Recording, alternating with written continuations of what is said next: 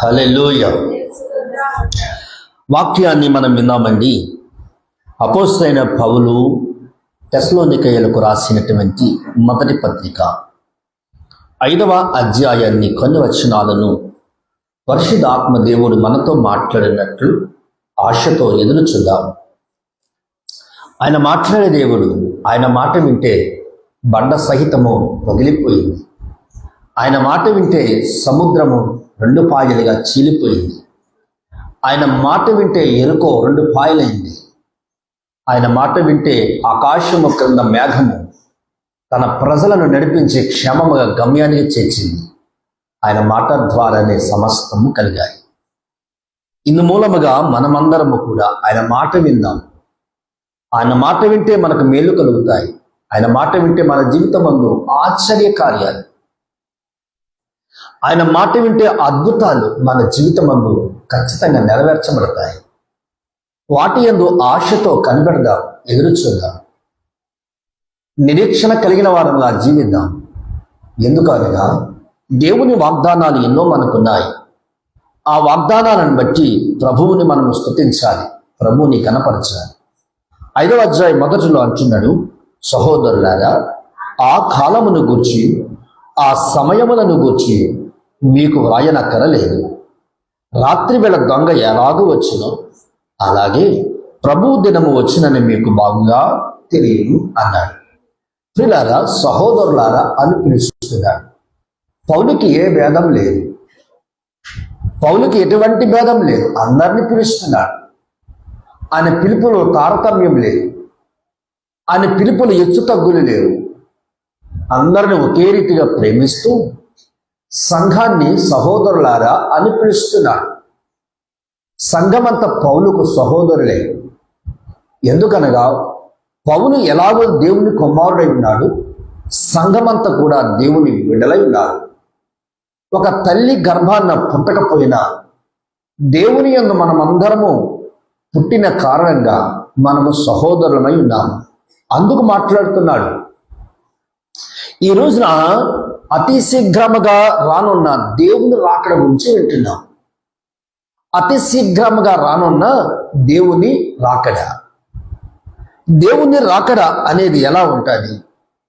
పౌలు అంటున్నాడు, ఆ కాలములను గూర్చి ఆ సమయములను గూర్చి మీకు వ్రాయనక్కర్లేదు. మీరు బాగుగా ఎరిగి ఉన్నారు. మీకు ఈ విషయమందు అతిశయమే ఉండాలి. ఎందుకంటే ఆయన వస్తాను అన్నాడు, ఆయన తిరిగి వస్తాడు. మనకు నమ్మిక లేదా? క్రీస్తు శ్రమల పొంది సమాధి చేయబడి తిరిగి లేస్తానని చెప్పినప్పుడు ఆయన సమాధి చేయబడ్డాడు, తిరిగి 3వ దినాన లేచాడు. అంటే ఆయన చెప్పాడు సంగతులు. కొన్ని సాదృశ్యాలను సంఘానికి జ్ఞాపకం చేశాడు ప్రభులవారు. ఎలా జ్ఞాపకం చేశాడో చూద్దాం ప్రియులారా. యోనాను జ్ఞాపకం చేసుకున్నాడు. మత్స్యము యొక్క గర్భములో యాన 3 దినాలు ఉండినట్లుగా మనుష్య కుమారుడు కూడా భూగర్భములో 3 దినాలు ఉండవలసి వస్తుంది అన్నాడు. దేవునికి స్తోత్రం, హల్లెలూయా. కాబట్టి పిల్లరా, ఇలాంటి కొన్ని మనకు ఉదాహరణలు కలుగ చేసిన దేవుడు, ఆయన చనిపోయాడు అనేది వాస్తవం, ఆయన సమాధి చేయబడ్డాడు అనేది కూడా వాస్తవమే, ఆయన తిరిగి లేచాడు అనేది కూడా వాస్తవమే. ఏది అసత్యము కానే కాదు, సత్యమే పలికాడు. ఆయన పలికినట్లుగా అన్నీ జరిగించాడు. ఆ కాలాలు మనకు తెలుసు, ఆ సమయాలు మనకు తెలుసు. ఆ కాలం ఏమిటి అంటే పిల్లరా, మనుష్య కుమారుడు యొక్క రాకడ. ఆ కాలము, ఆ సమయములు ఏమిటి అంటే ఈ లోకానికి మానవుని యొక్క పాపములను కడగటానికి లేదా తీసివేయటానికి, మానవుణ్ణి పరిశుద్ధపరిచి మరలా తన తండ్రి రాజ్యాన్ని చేర్చుకోవటానికి ఒక కన్య గర్భాన్న పుడతాడు అని ఆ కాలమున ప్రవచనాలు ఉన్నాయి. ఆ ప్రవచనాలన్నీ ఆ సమయాన్న ఏమయ్యాయి? నెరవేర్చబడ్డాయి. అందుకని వాటిని గురించి మరలా నేను మీకు చెప్పనవసరమే లేదు అంటున్నాడు పౌలు. నిజమే కదా. ప్రతి సంవత్సరము వింటూనే ఉన్నాము. ప్రతి సంవత్సరము దృశ్యాలు చూస్తూనే ఉన్నాము. ఎక్కడ కూడా ఆయన రాకడ గురించి, ఆయన పుట్టుక గురించి చెప్పకుండా లేనేలేదు కదా. ప్రతి ప్రసంగంలోనూ, ప్రతి సందర్భంలోనూ, ప్రతి కూడికలోనూ ప్రభు ఎలా వచ్చాడో, ఎలా ఈ లోకంలో ఉన్నాడో, ఎలా జన్మించాడో, ఎలా పుట్టాడో, ఆయన ఎలా జీవించాడో, ఎలా చనిపోయాడో, ఎలా సమాధి చేయబడ్డాడో, ఎలా తిరిగి లేచాడు అనేది సుస్పష్టమే సంఘానికి. అందువల్ల వాటిని గురించి మీకు చెప్పనవసరం లేదు. అయితే ఆయన రాకడ మాత్రం ఖచ్చితంగా ఉంది. దేవునికి స్తోత్రం. మత్తయి సువార్త 24వ అధ్యాయము 3వ వచనంలో రాయబడిన మాట ఒకసారి మనం జ్ఞాపకం చేసుకోవాలని ప్రభు పేరట మీకు మనవి చేస్తున్నాను. మత్తయి సువార్త 24వ అధ్యాయము 3వ వచనంలో ఏమని రాయబడింది? ఆయన ఒలీవల కొండ మీద కూర్చున్నప్పుడు శిష్యులు ఆయన యొద్దకు ఏకాంతముగా వచ్చి, ఇవి ఎప్పుడు జరుగును? నీ రాకడకును ఈ యుగ సమాప్తికి సూచనలేవి మాతో చెప్పు అని ప్రభుని వారు అడుగుతూ ఉన్నారు. దేవుని పిల్లారా, యేసుక్రీస్తు ప్రభుల వారు దేవాలయానికి బయలుదేరి వెళ్ళినప్పుడు శిష్యులు అక్కడ దేవాలయం దగ్గర అడుగుతున్నారట. ఆ దేవాలయం దగ్గర ఎందుకు అడిగారు అంటే, ప్రభు అక్కడ ఉన్నటువంటి దేవాలయం కట్టడాలను చూపించాడు. ఏం చూపించాడు? నిర్మాణాలను చూపించాడు. సొలొమోను మందిరాన్ని చూపించాడు. ఇక్కడ ఇవన్నీ మీరు చూస్తున్నారు కదా. రాయి మీద రాయి ఎలా కట్టబడిందో, ఎలా నిలిచి ఉన్నదో మీరు చూస్తున్నారు కదా. దీనిని పడగొట్టి 3 దినాల్లో లేపుతాను అన్నాడు. శిష్యులకు అర్థం కాక ఇవి ఎప్పుడు జరుగుతాయి అంటున్నారు. దేవునికి స్తోత్రం. హల్లెలూయా. దేవుని జ్ఞానానికి మనుషునికి ఉన్న జ్ఞానానికి తేడా అదే. వాక్యము ఎప్పుడు కూడా మర్మముతోనే ఉంటుంది. ఆ మర్మాన్ని బయలుపరచబడాలి. వాక్యము ఉన్నటువంటి మర్మాన్ని బయలుపరచబడాలంటే చెప్పేవానికి వినువానికి మధ్యన పరిశుద్ధాత్మ పని చేయాలి. పరిశుద్ధాత్మ పని చేయకపోతే చెప్పేవాడు చెప్పలేడు, వినేవాడికి అర్థము కాదు. ఒకవేళ చెప్పేవాడు చెప్పినప్పటికీ వినేవానికి అర్థం కాదు. ఒకవేళ వినేవాడు అర్థం చేసుకున్న చెప్పేవానికి కూడా అర్థం కాదు. అందుకని పిల్లలు మన మధ్యనే పరిశుద్ధాత్మ పని చేయాలి. ఎప్పుడైతే పరిశుద్ధాత్మ పని చేస్తుందో ఆ సంగతులన్నీ మనకు గ్రహింపుకు వస్తాయి. దేవునికి స్తోత్రం. గ్రహించండి పిల్లారా, రాతి మీద రాయి కట్టబడింది కదా, ఇది పడగొట్టి 3 దినాల్లో మనుష్య కుమారు కట్టేస్తాడు అని చెప్తున్నాడు. వాళ్ళకి అర్థం కాక 3 రోజులు ఇంత పెద్ద మందిరమా? సొలొమోను కొన్ని సంవత్సరాలు కట్టాడు, కొన్ని 100 మంది 1000 మంది పనిచేస్తారు. ఇక్కడ ఏంటి 3 రోజులు అంటున్నాడేంటి? ఇది ఎలా సాధ్యము అని చెప్పి వాళ్ళకి అర్థం కాక వాళ్ళు అంటున్నారు కదా, ఇది ఎప్పుడు జరుగుతాయి ఇవన్నీ అంటున్నారు. దేవునికి స్తోత్రం. హల్లెలూయా. పిల్లరా, ఎలా ఉందో చూడండి. మా ఇంట్లో పాము పడింది అన్నాము. ఇది వినేవాడికి నమ్మకం లేదు. అప్పుడు అంటాడు కదా, మళ్ళీ ఎప్పుడు పడతాదే, మళ్ళీ ఎప్పుడు పడుతుందంటే పిల్లరా అర్థం లేని ప్రశ్న. మరలా ఎప్పుడు వస్తుంది అనేది అర్థం లేని ప్రశ్న. శిష్యులు కూడా అర్థము కాని ప్రశ్న వేశారు. దేవుని యొక్క మాటను వారికి అర్థం చేసుకునే జ్ఞానము వారికి లేనందున, దేవుని మాట అర్థం చేసుకునే జ్ఞానం ఉండాలి. ఆ జ్ఞానం కావాలంటే పరిశుద్ధాత్మ ఉండాలి.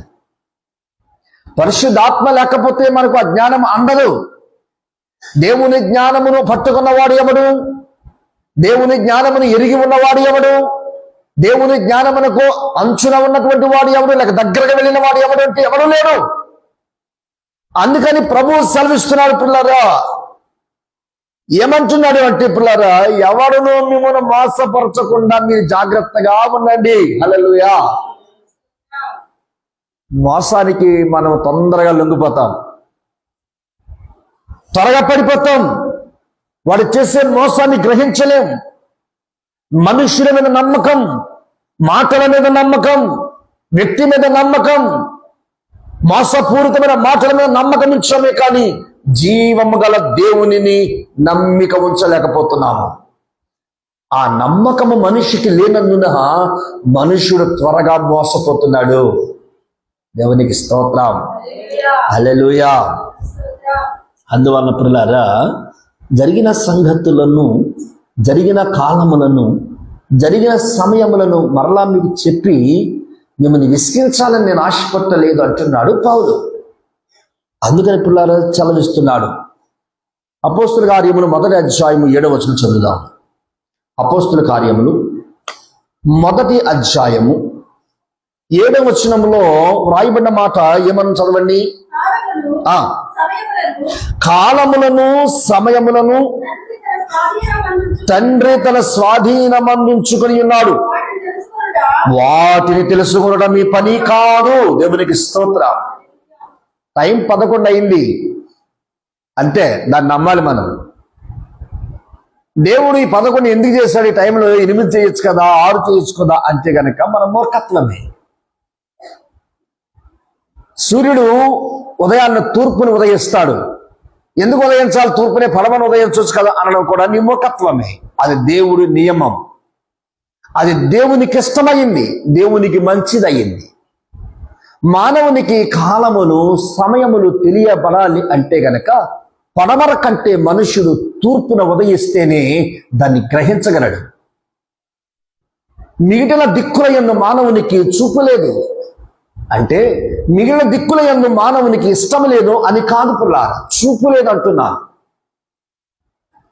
అందువల్ల దేవుడు తూర్పున ఎందుకని అన్నాడు అంటే పిల్లారా, తూర్పున ఎందుకని ఉదయించాడు అంటే తూర్పున ఉన్న ప్రజలందరూ కూడా జ్ఞానులు. తూర్పున ఉదయించాడు అంటే ఇలాగా తూర్పున ఎందుకు ఉదయించాడు అని పరిశోధించడానికి తూర్పు వైపున దేవుడు జ్ఞానులను పుట్టించాడు. తూర్పు వైపున జ్ఞానులు పుట్టినందున సూర్యుడు తూర్పున ఉదయించగానే సమయములను కాలములను గ్రహించగలిగాడు. ఎందుకనంటే తూర్పు వైపున పుట్టిన మనుషుడు ఎవరు అంటే జ్ఞానులు. ఆమేన్. అందుకని దేవుడు ఆ జ్ఞానికి అందేటట్టుగా, ఆ జ్ఞానికి తెలిసేటట్టుగా, ఆ జ్ఞాని దాన్ని గ్రహించేటట్టుగా, ఆ జ్ఞాని దాని గురించి వివరణ ఇచ్చేటట్టుగా తూర్పున అక్కడ సూర్యుడు ఉదయించటానికి దేవుడే కారణభూతుడు. కాబట్టి పిల్లరా, మన విషయాలలో ఎక్కడ కూడా మనం తప్పిదమ్ముగా ఉండకూడదు.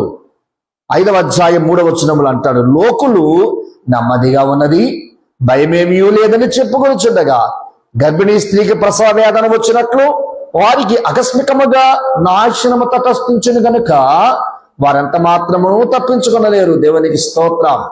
హల్లెలూయా. పిల్లరా, ఈ విషయాలన్నీ చెప్పేటప్పుడు ప్రభు చెప్తున్నాడు కదా, పౌలు చెప్పాడు వాళ్ళకి, ప్రభువు దినము దొంగ వలె వచ్చును అన్నాడు. ఎలా వస్తుందంట? దొంగ వలె వస్తుంది ప్రభువు దినము. అది ప్రభువు రోజు, ప్రభువు సమయం. దాన్ని ప్రభువు చూపిస్తున్నాడు. ఎలా చూపిస్తున్నాడు? పేతురు రాసిన 2వ పత్రిక 3వ అధ్యాయం 10వ వచనంలో చూద్దాం. పేతురు రాసిన 2వ పత్రిక 3వ అధ్యాయము 10వ వచనములో వ్రాయబడిన మాట, అయితే ప్రభువు దినము దొంగ వచ్చినట్లు వచ్చును, ఆ దినమున ఆకాశమును మహాధ్వనితో గతించిపోవును, పంచభూతములు మిక్కటమైన వేండ్రముతో లయమైపోవును, భూమియు దాని మీదనున్న కృత్యములను కాలిపోవును. దేవునికి స్తోత్రం. హల్లెలూయా. ప్రభు వచ్చేటప్పుడు గుర్తులు ఏమిటయ్యా అంటే పంచభూతాలు ఏమైపోతాయట? లయమైపోతాయి. ఆమేన్. పంచభూతాలు లయమైపోతాయి. పంచభూతాలు అంటే సజీవమైనవి. పంచభూతాలు ఎప్పుడు కూడా ప్రయాణం చేస్తూనే ఉంటాయి. పంచభూతాలు ఎప్పుడు కూడా జీవము కలిగి ఉంటాయి. పంచభూతాలు ఎప్పుడు ఆరిపోయేవి కాదు. పంచభూతాలు ఎప్పుడు కూడా సజీవమైనవి. ప్రభు వచ్చినప్పుడు ఈ లోక సంబంధమైన సజీవమైనవన్నీ ఏమైపోతాయట? లయమైపోతాయి. ఈ పంచభూతములు లయమైపోయి అంటే విశ్వమంతా కదల్చబడుతుంది. విశ్వానికి ఇక పని ఉండదు. విశ్వానికి సంపాదించుకుందామా, కూలి చేసుకుందామా, ఉద్యోగం చేసుకుందామా, చదువుకుందామా, ఆ వ్యాపారాలు చేద్దామా, ఇంకేదైనా చేద్దామా అని అనుకోడక. ఎందుకంటే పంచభూతాలు లయమైపోయిన తరువాత మానవుని జ్ఞానానికి ఇక అతీతం.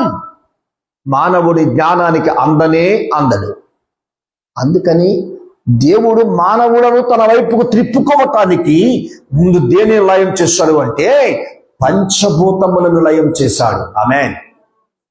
చూసారా, దేవుడు అనంత జ్ఞాని. అది ఎలాంటి వాడంటండి? అనంత జ్ఞాని ఉన్నాడు. ఇప్పుడు పంచభూతాలు లయమైపోతాయి,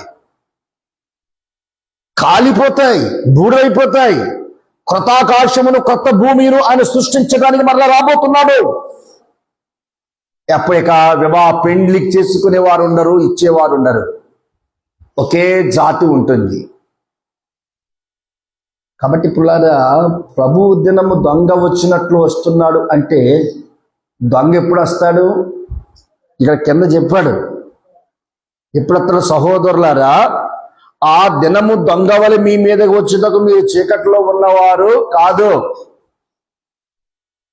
చీకట్లో ఉంటే దొంగ ఎప్పుడు వస్తాడా అని తెలిసిపోతుంది మనకి. మనం ఎప్పుడు ఉంటాము? వెలుగులో ఉంటాం. ఇక దొంగ మన దగ్గరికి రాడు. అంటే ప్రభు ఎవరి కోసం వస్తున్నాడు? తన సంఘము కోసం వస్తున్నాడు. సంఘములో 2 జాతులు ఉన్నాయి. ఒకటి గొర్రెల స్వభావము, 2 మేకల స్వభావం.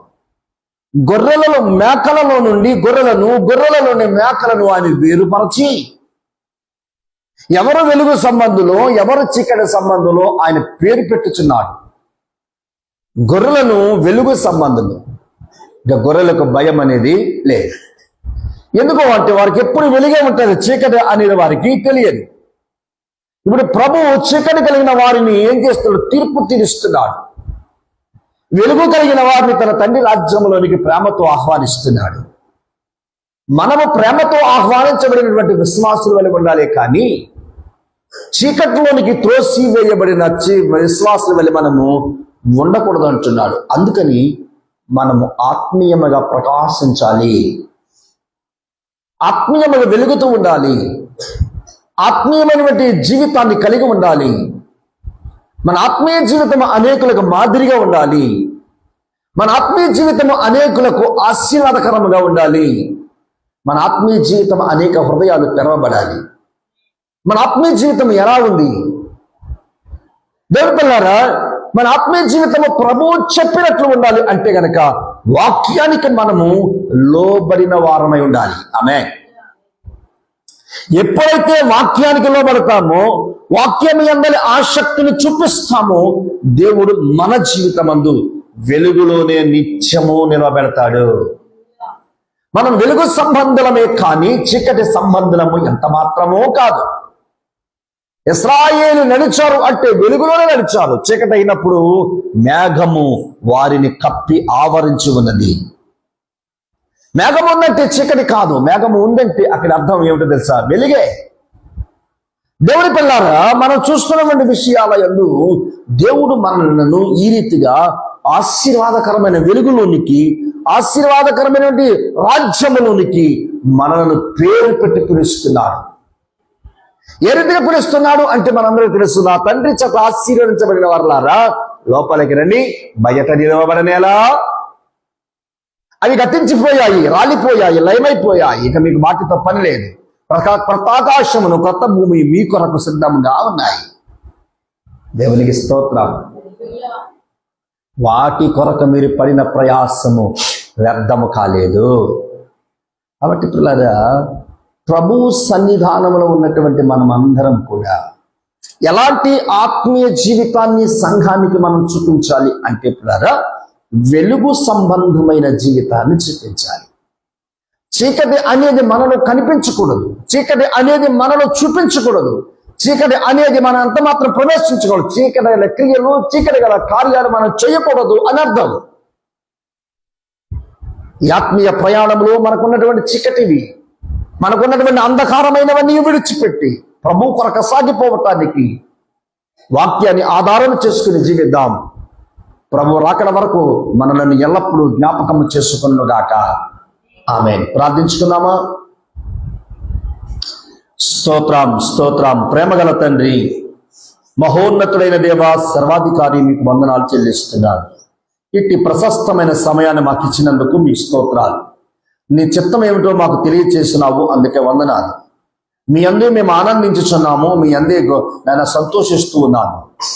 నాయన, మేము చీకటి సంబంధము కాదు, వెలుగు సంబంధులము. ఎవరిలో వాక్యం ఉన్నదో, ఎవరిలో పరిశుద్ధాత్మ ఉన్నదో వారు వెలుగు సంబంధులు అని సెలవిచ్చాము. నీ మాటలు బట్టి మమ్మల్ని జీవింపచేయండి, సర్వసత్యములు నడిపించండి.